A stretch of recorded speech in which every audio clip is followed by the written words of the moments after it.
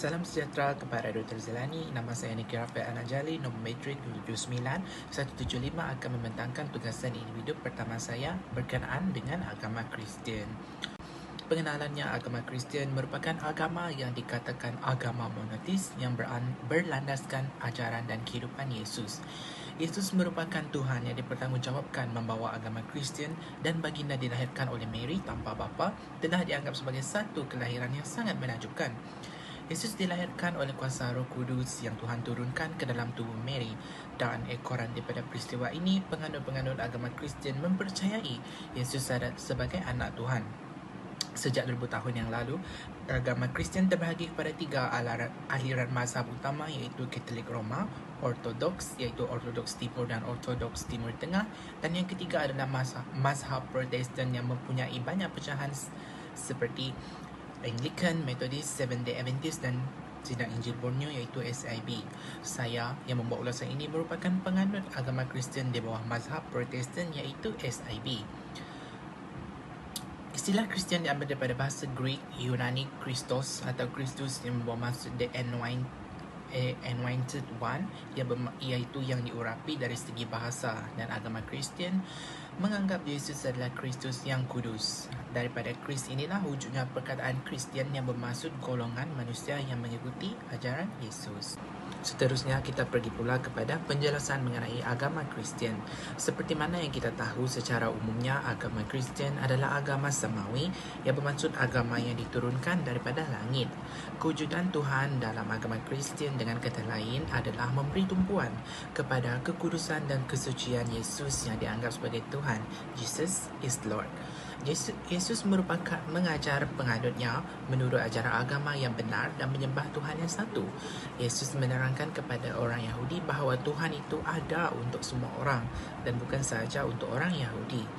Ajaran Yesus yang menyatakan tentang kewujudan Trinity iaitu Tuhan Bapa, Tuhan Anak dan Roh Kudus merupakan gabungan Trinity yang membentuk Tuhan. Trinity merupakan tunjang utama akidah dalam agama Kristian. Bapa dijelaskan sebagai Allah yang memelihara segala makhluk ciptaannya maupun besar atau kecil mengikut Matthew 6 ayat 26. Bapa juga telah menghantar anaknya iaitu Yesus, iaitu anak Tuhan yang dipanggil sebagai anak Bapa yang turun ke bumi untuk menyampaikan segala pesanan Bapa. Roh Kudus pula dalam perjanjian baru dijelaskan sebagai kuasa Tuhan Bapa yang ada bersama manusia. Seterusnya, konsep warisan juga merupakan asas dalam agama Kristian. Dosa warisan ini berasal daripada kesilapan pelanggaran hukum oleh Adam dan Eva yang telah memakan buah larangan syurga biarpun telah diberikan amaran oleh Tuhan murka, dan segala dosa ini telah diwariskan kepada cucu Adam dan Eva. Seterusnya, Yesus mula menyebarkan ajarannya secara berperingkat di sekitar kelahirannya iaitu kota Nazaret sehinggalah merata tempat di Palestin. Yesus juga telah menyebarkan agama Kristian di Israel, namun begitu dakwah yang disampaikan Yesus kurang mendapat sambutan, malah mendapat tentangan daripada rakyat di Bani Israel termasuk juga pendeta-pendeta Yahudi. Yesus akhirnya ditangkap dan disalibkan dan akhirnya Yesus meninggal di kayu salib. Namun pada hari ketiga kematian Yesus telah diangkat oleh Tuhan ke syurga. Setelah Yesus diangkat ke langit, agama Kristian mula diseleweng dan ditukar tambah oleh musuhnya. Namun, ada satu tokoh yang penting yang dinyatakan iaitu Paul. Persoalannya, bagaimanakah Paul yang begitu memusuhi agama Kristian boleh menjadi pendakwah setelah mengisytiharkan diri memeluk agama Kristian? Paul mula mengembangkan agama Kristian dengan menjalankan dakwah, biarpun pada awalnya Paul ini dia mendapat tentangan daripada pengikut-pengikut setia Yesus, kerana pada awalnya Paul ini dia kuat menentang agama yang Yesus bawakan. Namun begitu, Paul tidak pernah berputus asa, bahkan beliau melipat gandakan usahanya dalam menarik minat lebih ramai pengikut agar mengikuti ajaran agama Kristian, kerana Paul dia yakin bahawa Yesus merupakan utusan Tuhan untuk para manusia sedar bahawa segala perbuatan yang jahat yang menyeleweng daripada ajaran Yesus adalah satu dosa yang perlu ditanggung oleh manusia itu sendiri. Seterusnya, dalam kitab suci ataupun Bible, agama Kristian terbahagi kepada dua, iaitu Perjanjian Baru, New Testament, dan Perjanjian Lama, Old Testament. Okey, baiklah. Kita beralih pula kepada konsep ajaran agama dari segi ibadah. Okey, konsep ajaran agama yang ditekankan dalam agama Kristian adalah 10 pesan yang dibawakan oleh Nabi Musa yang diturunkan oleh Tuhan Bapa. Okey, yang pertama adalah tiada Tuhan lain selain Yesus. Maksudnya penganut agama Kristian tidak boleh menyembah Tuhan lain selain Yesus, dan mereka juga perlu menyembah Yesus dengan sepenuh hati. Yang kedua, tidak boleh menyebut nama atau mengubah nama Yesus sesuka hati. Maksudnya nama Yesus ni adalah satu nama yang besar, yang agung. Maksudnya sebagai penganut, kita tidak boleh sesuka hati menyebut ataupun mempermainkan nama berkenaan. Pesan yang ketiga pula adalah datang ke gereja pada hari Ahad untuk membuat penyembahan. So maksudnya semua penganut agama Kristian dia kena datang ke gereja untuk membuat penyembahan, iaitu satu ritual di mana mereka akan menyembah dan memuji serta membesarkan nama Yesus. Yang keempat pula adalah menyayangi dan menghormati ibu bapa. Maksudnya pesan keempat ini, sebagai penganut agama Kristian kita kena menghormati dan menyayangi ibu bapa kita. Yang kelima pula adalah tidak boleh membunuh orang. Okey, ni adalah basic, tidak boleh membunuh. Yang keenam, tidak boleh mengkhianati orang lain. Yang ketujuh, tidak boleh mencuri. Yang kelapan, tidak boleh menjadi saksi penipuan orang lain. Dan yang kesembilan adalah tidak boleh menginginkan suami atau isteri orang lain. Dan kesepuluh adalah tidak boleh tamak akan apa yang dimiliki orang lain. Okey. Tidak boleh tamak atas apa dimiliki orang lain ni. Sebagai umat yang baik, kita sepatutnya mengelakkan perasaan tamak yang ada dalam diri kita tu. Okey. Seterusnya, untuk bahagian ibadah ataupun ritual adalah penganut agama Kristian akan datang ke gereja pada hari Ahad untuk mengikuti sembahyang. Maksudnya mereka akan datang ke gereja untuk menyembah, memuji dan bernyanyi di gereja. Okey, pengalaman saya sebagai Protestan di bawah mazhab Sedang Injil Borneo, itu kami akan menjalankan puji dan sembah serta berdoa, dan sebelum mengakhiri sembahyang tersebut kami akan mendengar khutbah daripada pastor. Seterusnya, yang kedua adalah pembaptisan. Pembaptisan ini adalah pemandian, dan ini adalah upacara yang berasal daripada perkataan Yunani iaitu baptizo, yang bermaksud terjun, tenggelam ataupun menyelam.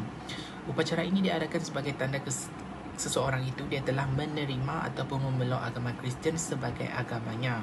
Pembaptisan ini adalah satu proses penyucian seseorang itu daripada dosa. Maksudnya dia dilahirkan semula. Yang ketiga pula adalah penjamuan kudus. Penjamuan kudus ini adalah penganut agama Kristian ni dia akan mengambil roti dengan air anggur. Roti ini merupakan tubuh Yesus, manakala air anggur ini merupakan darah Kristus. Okey. Maksudnya setiap agama Kristian dia kena mengambil penjamuan kudus ni. Okey, bagi saya sebagai penganut agama Kristian Protestan di bawah mazhab SIB, kita orang akan mengambil penjamuan kudus itu sebulan sekali. Okey, seterusnya ibadah yang lain pula adalah penganut agama Kristian ni mereka kena menyambut hari Christmas, kerana hari Christmas ini merupakan hari untuk mengingati kelahiran Yesus ke dunia ini, iaitu pada tanggal 25 Disember. Setiap tahun tahu kena sambut. Okay, yang kedua pula adalah Good Friday. Di mana Good Friday ini adalah hari untuk mengingati kematian Yesus di kayu salib. Okay, jadi ini merupakan ibadah di mana semua penganut agama Kristian kena datang ke gereja untuk mengingati hari tersebut, dan mereka akan berpuasa pada masa hari Good Friday berkenaan. Yang seterusnya adalah penyambutan hari Easter. Hari Easter ini untuk mengingati kebangkitan Yesus setelah 3 hari dikubur. Yesus telah diangkat ke syurga. Maksudnya hari Easter ini dia juga satu ibadah yang penting untuk penganut agama Kristian. Okey, seterusnya kita beralih kepada isu dan masalah yang berlaku dalam masyarakat. Okey, kita berfokus kepada masyarakat yang menganuti agama Kristian. Okey, yang pertama, isu yang saya telah dapat dalam kajian ini adalah ramai umat Kristian ni dia orang belum memahami ajaran agama sepenuhnya. Maksud saya sini adalah mereka kurang fokus kepada penghayatan ajaran agama. Seperti yang saya dapat lihat setiap kali saya datang ke gereja, ramai di antara umat Kristian, umat yang datang tu mereka tidak fokus pun pada khutbah yang disampaikan oleh padri itu, sedangkan segala khutbah yang disampaikan oleh padri itu merupakan kata-kata Tuhan yang penting untuk kita ikut sebagai penganut agama. Tetapi penganut yang datang tu mereka lebih macam bermain telefon, berbual dengan kawan-kawan, atau maksudnya di situ penghayatan mereka kurang. Okey, jadi bagi saya ini adalah satu isu yang saya ingin ketengahkan sebagai satu yang ketara. Okey, yang kedua pula adalah isu pergaulan remaja zaman sekarang. Remaja zaman sekarang penghayatan agama mereka sangat kurang. Sebagai contohnya, remaja zaman sekarang diorang mempunyai sikap ingin mencuba yang sangat tinggi dalam diri diorang. Jadi mereka berani mencuba sesuatu yang baru.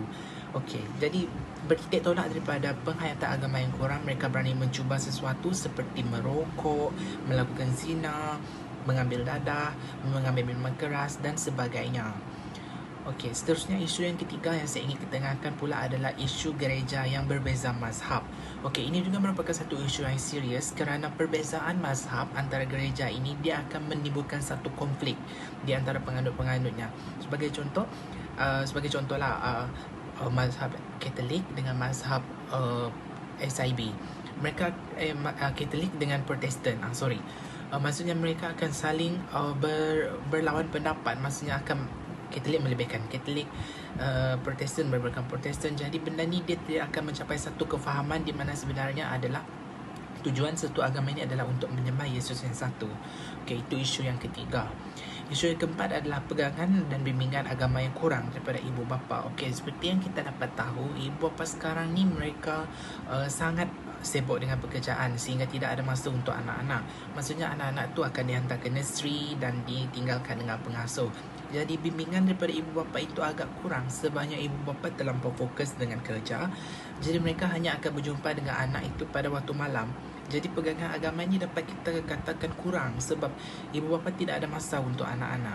Jadi akibat daripada benda ni, jadi anak-anak tu dia tidak terdedah dengan apa itu agama, apa itu Tuhan yang mereka sebenarnya patut tahu sejak dari kecil lagi. So saya rasakan isu ini adalah isu yang kita dapat lihat sebagai satu isu yang umum di mana benda ni berlaku sekarang. Okey, so yang terakhir adalah pengaruh budaya luar yang meruntuhkan akhlak remaja. Okey, ini juga merupakan satu isu dalam masyarakat di mana pengaruh budaya luar ni dia banyak memberi impak kepada generasi-generasi pada masa sekarang. Okey, saya ambil satu contoh yang ringkas iaitu kita dapat lihat dari segi penampilan remaja zaman sekarang. Kalau kita berbalik kepada agama, mana-mana agama pun dia mengajar umatnya untuk berpakaian sopan dan tidak menjolok mata. Tetapi akibat daripada pengaruh luar yang sangat kuat, remaja-remaja sekarang kita dapat lihat menggunakan pakaian yang menjolok mata, yang seksi. Okey, jadi di sini kita dapat lihat yang masalah ini dia juga berpunca daripada kurangnya penghayatan agama dalam kalangan masyarakat. Okey, penggunaan pakaian seksi ini dia bukan berfokus kepada remaja saja, dia juga kepada golongan dewasa golongan remaja dan golongan yang belia. Okey, untuk bagi kesimpulan pula, tugasan ini telah menjelaskan sedikit sebanyak mengenai asal-usul agama Kristian. Seperti yang kita tahu, intipati dalam penulisan ini penjelasan mengenai agama, konsep agama, ibadah, ritual, masalah. Jadi seperti yang kita tahu, tak ada satu pun agama yang mengajar umatnya untuk berbuat jahat. Maksudnya semua agama ni mengajar umatnya untuk menjadi baik, jadi orang yang berakhlak mulia dalam kehidupannya. Begitu juga dalam agama Kristian. Maksudnya pemikiran sebagai seorang penganut agama itu haruslah kita jaga, haruslah kita baik, haruslah kita fikir untuk mengelakkan daripada membuat sesuatu perkara yang boleh menyebabkan Tuhan kita sedih dan murka. Dan pegangan agama ini juga sangat penting untuk kita meneruskan kehidupan di mana apabila kita rasa sesuatu yang sangat berat terjadi dalam hidup kita, kita mempunyai Tuhan untuk kita meluahkan apa yang kita rasa macam tu. Lepas tu, hidup dalam agama ini boleh dikatakan kita akan ada kehidupan yang lebih harmoni, tenang dan damai. Dan agama juga mengajar kita untuk mempunyai keseimbangan dari aspek jeri, jasmani, emosi, rohani dan intelek. Okey, jadi ingin saya tekankan sekali adalah keamanan dan keharmonian dalam negara kita akan terjamin sekiranya rakyat hidup dalam keadaan harmoni, dan mereka mempunyai penghayatan agama yang tinggi. So benda-benda seperti pergaduhan macam tu tak akan berlaku sebab mereka mempunyai fikiran rasional dan berlandaskan agama masing-masing. Dan satu juga, saling menghormati antara agama itu juga mempunyai satu sifat yang penting untuk kita terapkan dalam diri kita. Okay, so sekian itu sahaja pembutangan daripada saya. Terima kasih, Doktor.